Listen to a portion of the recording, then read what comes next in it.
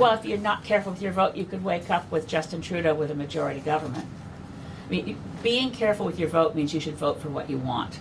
We have 6 different political parties that are very likely to return members of parliament at the end of this election. We're looking at polls that have been very stalled at a deadlock, but in the popular vote, a virtual tie between Conservatives and Liberals. For that matter, a virtual tie between NDP and Greens. But the point is, right now, we're looking at a minority parliament. And what you want are members of parliament who know how to cooperate across party lines and deliver good results. I would regard a Trudeau majority as just as bad as a Harper majority, because neither one of them are committed to the climate action that is urgently required. So a minority parliament gives us the opportunity to actually deliver on what is needed. And frankly, I'm not surprised to hear that from Justin Trudeau. It's been the clarion call of the last few days of every election I can ever remember, from well before I was in the Green Party, that, oh, you have to vote this way or you'll get that. This is a symptom of our perverse voting system, first past the post, which we had hoped, based on Justin Trudeau's last round of promises, we would not be running an election under a perverse voting system again. This time around, that perverse voting system is much ameliorated through the splitting on the right, which balances things out towards a minority parliament and allowing Canadians, I hope, to get out and vote for what you want. I'm wondering your reaction. The South Island has been very competitive. I'm wondering your reaction to those flyers that the NDP distributed in ridings in this area, comparing the Greens to the Conservatives on issues like abortion and another issue in terms of cutting certain programs. Well, I don't want to tar the local candidates with the brush of what their national party has done.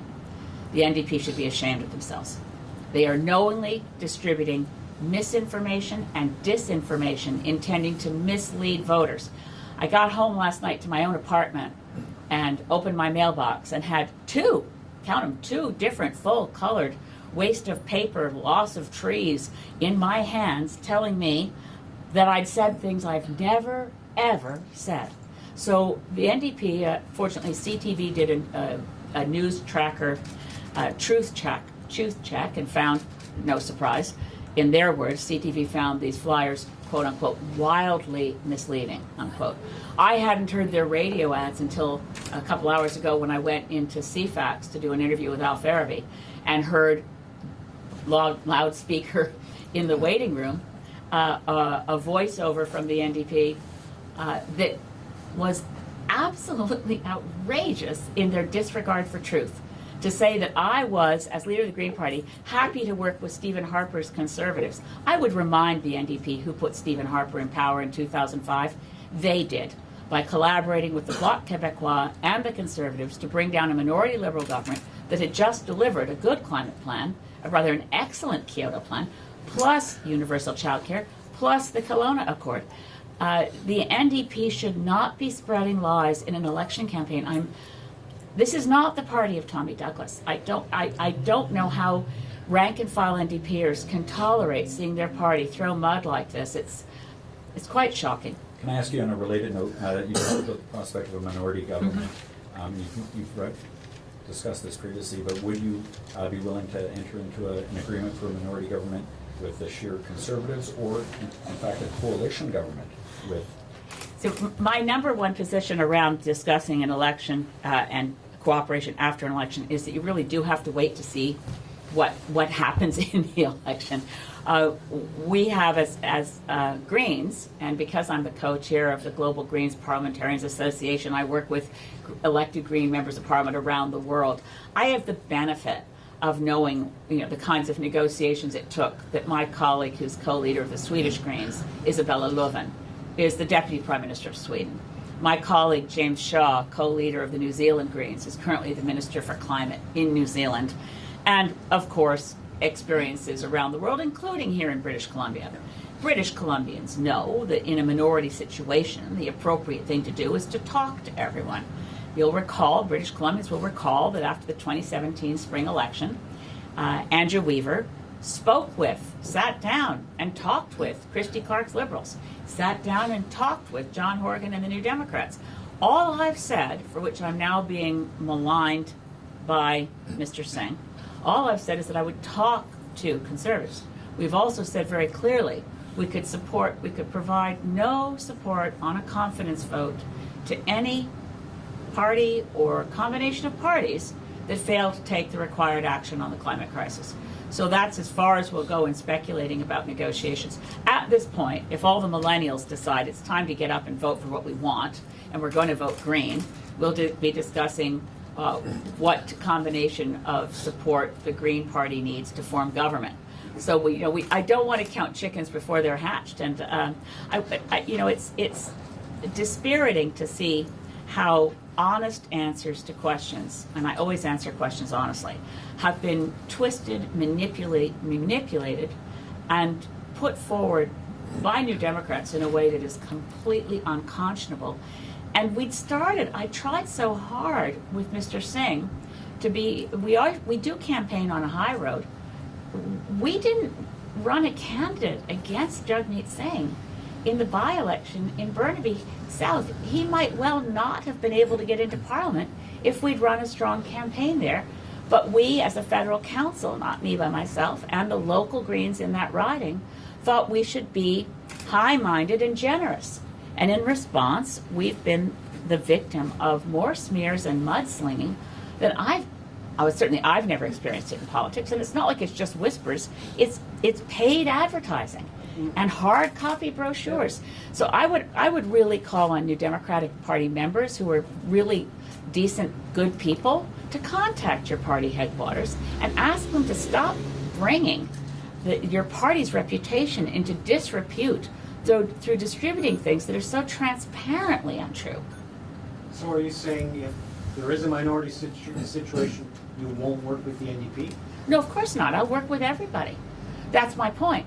I'm not going to hold a grudge about this. I think it's certainly I have to say I'm disillusioned in Mr. Singh's ethics, but that doesn't mean we wouldn't work with the New Democrats. We have to work with the members of Parliament. This is Westminster parliamentary democracy and a system of responsible government. Our job, Roussel's job as Member of Parliament for Victoria, my job as Member of Parliament for Stanage Islands, is to work for the betterment of Canada. And we don't think you get there if you decide, well, I won't work with that person, and I won't work with that person, and I'll only work with that person before the votes are even counted. Have you had discussions with any of the leaders about what might happen down the road? No. I mean, it's under the first past the post system, it's virtually impossible to do so. Because since we vote riding by riding, and I really don't understand Mr. Singh's strategy in saying he would prop up the Liberals and nobody else, because then that creates the question for New Democrat voters, why would I vote New Democrat if this is just going to be a way of making sure Justin Trudeau stays in as Prime Minister? But the reality, and by the way, there'd be a lot of things I'd want to talk about with any group of parties, including changing our electoral system, including, of course, climate action, but also including let's have an inquiry into the SNC-Lavalin affair. There is unfinished business that requires a nonpartisan approach so that Canadians get better government. Pharmacare is very important to Greens. So we have a list of things that we care about, but we're not negotiating before the votes are counted. And we are, as I said, in first past the post, you don't get to talk about it ahead of time. In contrast, I mentioned the experience of James Shaw in New Zealand. Jacinda Ardern, the current Prime Minister of New Zealand and leader of the Labour Party, and James Shaw and the leaders of the Greens in New Zealand, because New Zealand ditched first past the post more than a decade and a half ago, I think, they're able to have mixed member proportional so that Labour and Greens were able to announce before the campaign, voters should know we're prepared to work together. That works if you have a fair voting system. It doesn't work in first past the post, where you're always worried that if you signal that some other party is acceptable to you, your voters stampede to vote for that party to make sure someone worse doesn't get in. So first past the post is, as I said, a perverse system. If Justin Trudeau had not betrayed his promise, we wouldn't be dealing with it now, and we wouldn't be talking about what we do if it's a minority parliament, because we could have already said, we're prepared to work with so-and-so and so-and-so, and it'll work really well. I'm very proud of my colleagues in New Zealand for having navigated all that, to holding seats in the cabinet in New Zealand without being in a formal coalition. It's a very innovative model. But they could never have helped Jacinda Ardern, whom I think is an absolutely magnificent prime minister, and I think a strong voice in the world. I'm glad she's there. Her election was aided by the fact that New Zealand had ditched first past the post and was able, with a fair voting system, to say ahead of time, this is the party we're willing to work with. Of the Liberals, Conservatives, and NDP, which of their climate plans comes closest to what you would like to see happen? None of them. They're all paths to failure. This is not negotiable. You can't negotiate with physics, so being a little better than the others, if you're going to fail, doesn't help us. But Bill McGibbon, speaking a couple of months ago at the University of British Columbia, said it's the difference between failing and failing a bit more slowly. If you're losing, but you lose more slowly, that doesn't make it a better plan. We absolutely must take the advice of the Intergovernmental Panel on Climate Change, and to hold to 1.5 degrees Celsius, that requires of Canada steep reductions, 60% below 2005 levels by 2030. That is not negotiable because it's not about politics, it's about the science. So the NDP verbiage and some of their programs are certainly a bit better than the Liberals. And the Liberals' programs and verbiage are much better than the Conservatives. The Conservatives' program would lead to increased greenhouse gases. So in that sense, we could say, if you vote Conservative, you've got pedal to the metal to get to disaster faster. If you vote Liberal, you'll get to disaster a little slower.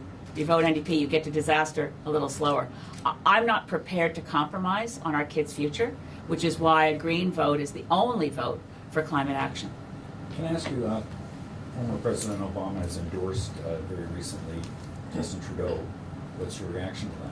I'm surprised that any former U.S. president would endorse or engage in Canadian politics. Clearly, we remember the bromance, so there's always that.